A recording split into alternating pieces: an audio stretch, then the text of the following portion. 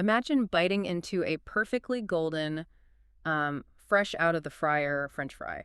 Or, I don't know, maybe it's a piece of fried chicken. You know that immediate, like, intensely satisfying crunch you get? Oh, yeah, absolutely. It's like the best part. Right. It kind of echoes in your head before you even really register the taste of the food itself. Well, that sound actually plays a massive role in how much you enjoy what you're eating. I mean, it triggers a very real neurobiological response. Which is wild because there's an entire field of study around this called sonic seasoning, or what researchers call the crunch effect. Yeah, the crunch effect.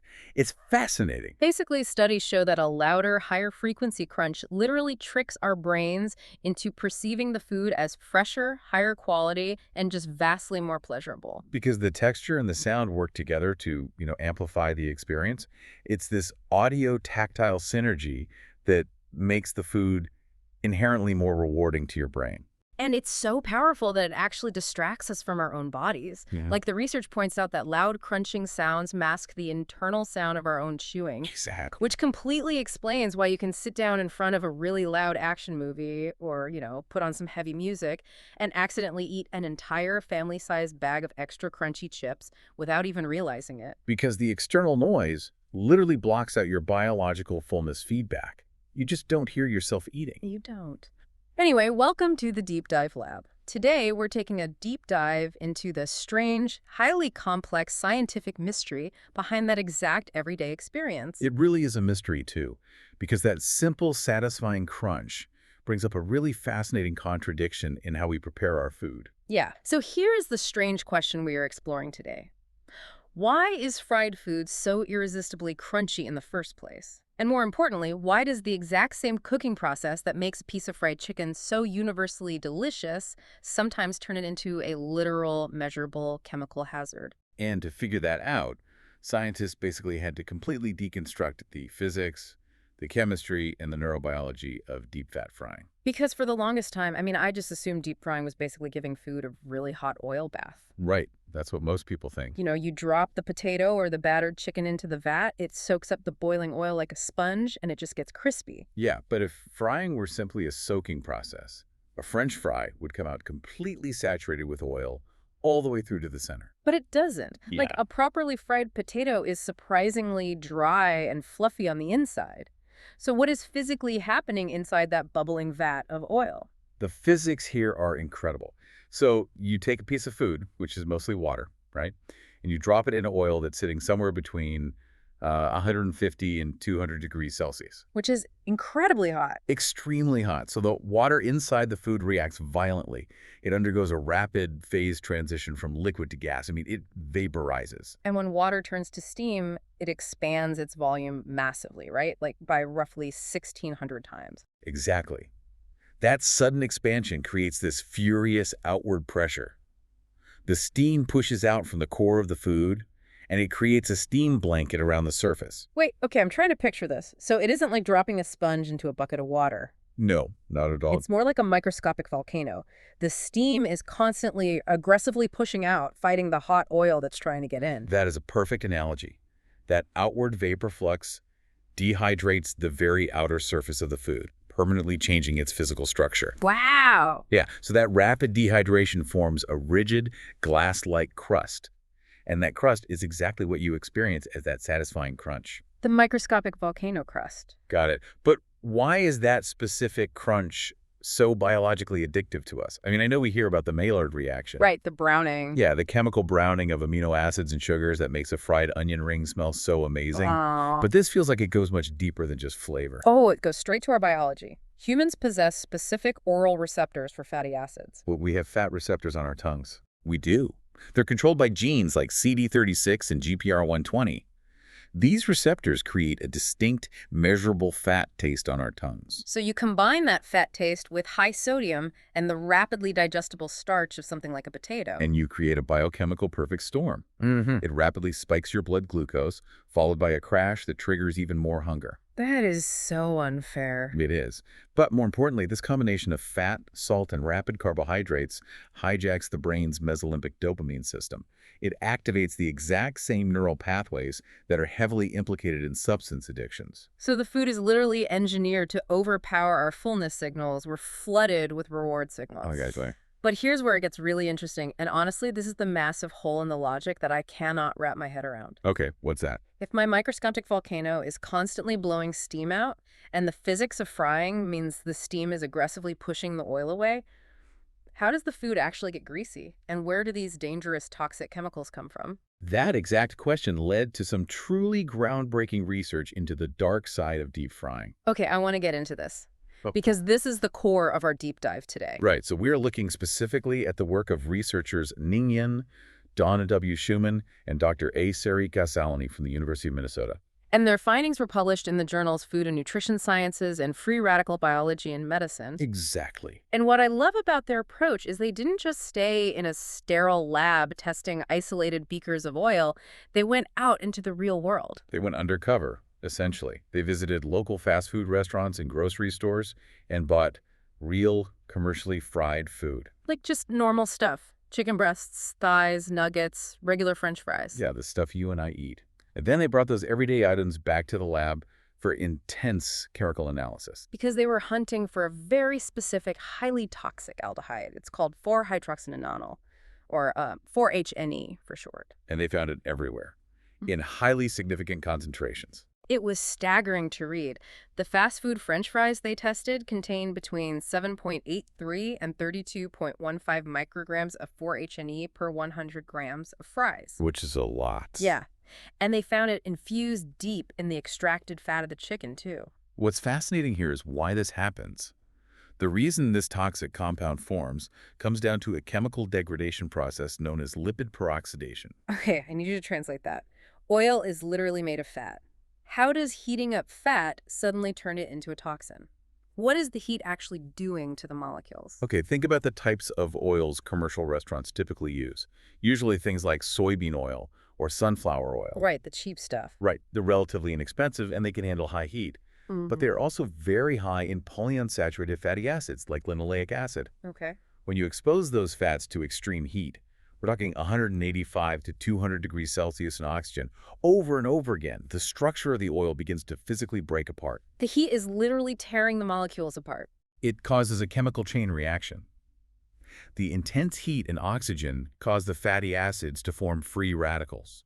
Oh, I've heard of those. They're bad news. Very bad news. Those free radicals then rapidly degrade into secondary oxidation products. And among all those secondary products, 4-HNE is recognized as one of the most reactive and toxic compounds generated. Okay, so the oil itself chemically falls apart and turns toxic because of the prolonged heat. Yes. But I'm still stuck on the physics. If the steam from the potato is pushing the oil away while it cooks, how is this toxic 4-HNE getting inside the chicken nugget in the first place? Okay, so this is the massive twist that changes everything. The food does not actually absorb the majority of the oil while it is bubbling in the fryer. Wait, it doesn't? No. The massive absorption happens during the cooling phase. Wait, you're telling me the French fry isn't getting greasy while it's submerged in the hot oil? It's getting injected with these oxidized chemicals the moment we take it out of the fryer to cool down? Exactly. While the food is submerged, that furious steam pressure from the vaporizing water is acting as a shield, keeping the oil at bay. The microscopic volcano. Right, the volcano. But the very second you lift that metal basket out of the vat, the temperature of the food begins to drop rapidly. And when it drops? The water vapor that is still trapped inside those tiny, newly formed crispy pores also cools down. And when vapor cools, it condenses back into liquid water. Oh, I see where this is going. Yeah. A liquid takes up significantly less volume than a gas. Which creates a vacuum. Yes, a partial vacuum inside the pores of the crust. That vacuum physically sucks the surface oil, along with all of those accumulated toxic 4-HNE compounds, deep into the cellular structure of the food. That is incredibly sneaky. The oil basically waits until the battle is over, the steam shield retreats, and then it just violently vacuums right into the food. It's just simple physics. And 4-HNE isn't the only uninvited guest, right? Not at all. The extreme heat of the frying process creates a whole cocktail of contaminants. Like what else? For instance, when you cook starchy foods, like potatoes or breading, at temperatures above 120 degrees Celsius, a naturally occurring amino acid called asparagine reacts with sugars. And that generates acrylamide. Exactly, acrylamide. Which the World Health Organization literally classifies as a probable human carcinogen. Yep. And if you are frying meats, the high temperatures lead to the formation of heterocyclic amines, or HCAs, and polycyclic aromatic hydrocarbons, PAHs. And both of those are highly mutagenic, meaning they can cause genetic mutations. Exactly. So the longer that oil sits there at high heat, and the more times a restaurant reuses it, the more concentrated this toxic soup becomes. And then the cooling phase vacuum effect just pulls it all inside the food. Right. And if we connect this to the bigger picture, the health stakes here are profound. We aren't just talking about a mild stomachache from eating something greasy. No, this is way more serious. Compounds like 4-HNE are highly reactive soft electrophiles. Meaning they actively seek out and bind to things inside our bodies that they absolutely shouldn't. Yes. Once ingested and absorbed, 4-HNE acts like a chemical superglue.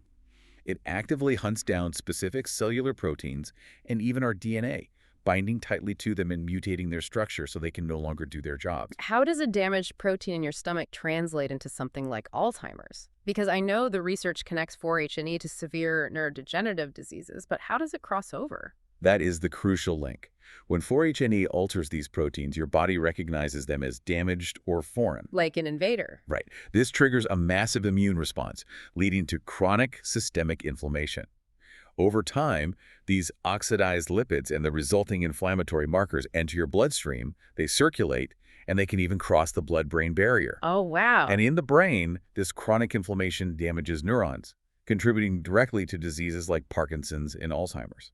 That is wild. We tend to think of something like Alzheimer's as being entirely separate from our diet, or at least separate from eating a drive-through meal. Yeah, but it's connected to this underlying invisible cellular inflammation caused by these oxidized fats. And that is exactly why you should care about this, because this toxic chemistry happens every single time you grab a quick fast food meal, or, even if you reuse cooking oil at home for too long. It really does.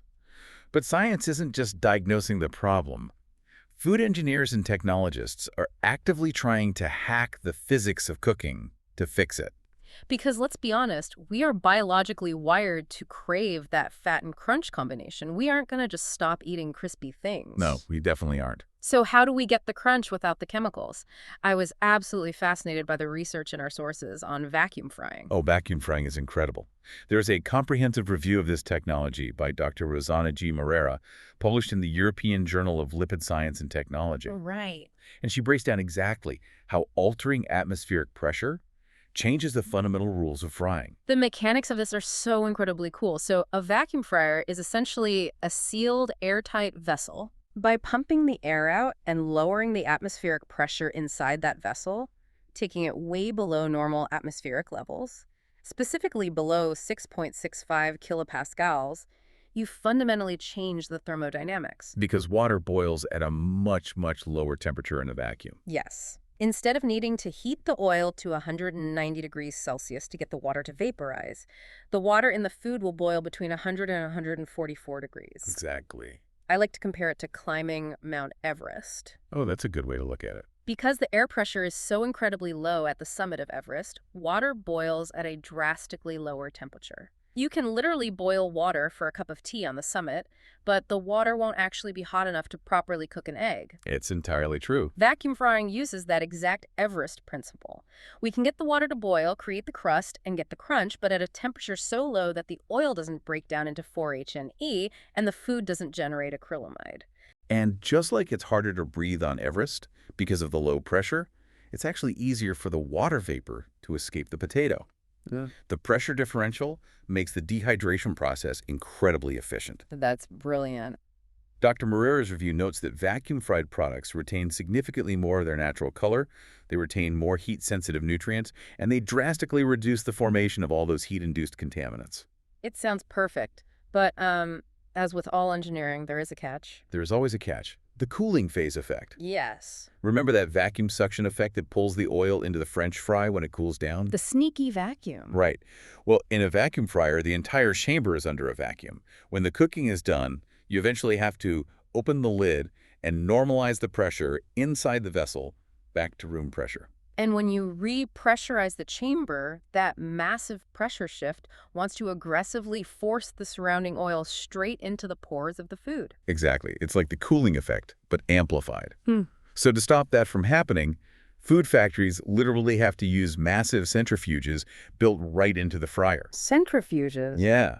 Before the pressure is released, they spin the basket of food at incredibly high speeds to physically throw the surface oil off the food using centrifugal force. It's like a high-tech, high-speed carnival ride for potato chips, just to keep them from getting soggy. Pretty much. Which is probably why we don't all have vacuum fryers sitting on our kitchen counters. Yeah, I imagine that requires serious, highly specialized industrial equipment. Very expensive and complex equipment. Mm. Which is exactly why you also see the rapid rise of alternative consumer technologies, like air frying and microwave frying.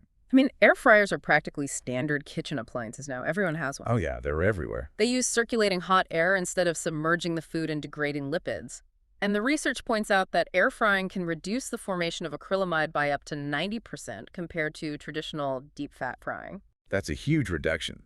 Though it's worth noting, air frying meat can still produce some of those PAHs and HCAs depending on the temperature. Good to know. But what about microwave frying? Microwave frying offers another really fascinating approach. By using electromagnetic waves, microwaves heat the water molecules throughout the entire volume of the food simultaneously, rather than just conducting heat from the outside in. Which pushes the water vapor out faster from the inside, right? So that reduces the total frying time and ultimately limits how much time the food spends exposed to any oil. It's all about minimizing the exposure to the degrading oil while maximizing the moisture loss for the crunch. Wow. Let's just step back and look at what we've actually uncovered today, because it completely reframes the way you look at a simple basket of fries. It really does. You start out thinking it's just a hot oil bath, but the reality is this violent, microscopic battle between escaping steam and invading oil. And the oil only sneaks in when the food cools down and creates a vacuum inside the crust. Then you add in the fact that extreme heat is actively breaking down cooking oils into highly toxic, highly reactive compounds like 4-H-and-E. While simultaneously generating acrylamide. Right. Those are the exact chemical hazards getting vacuumed into the food, driving systemic inflammation and long-term health risks. But thankfully, food science is fighting back.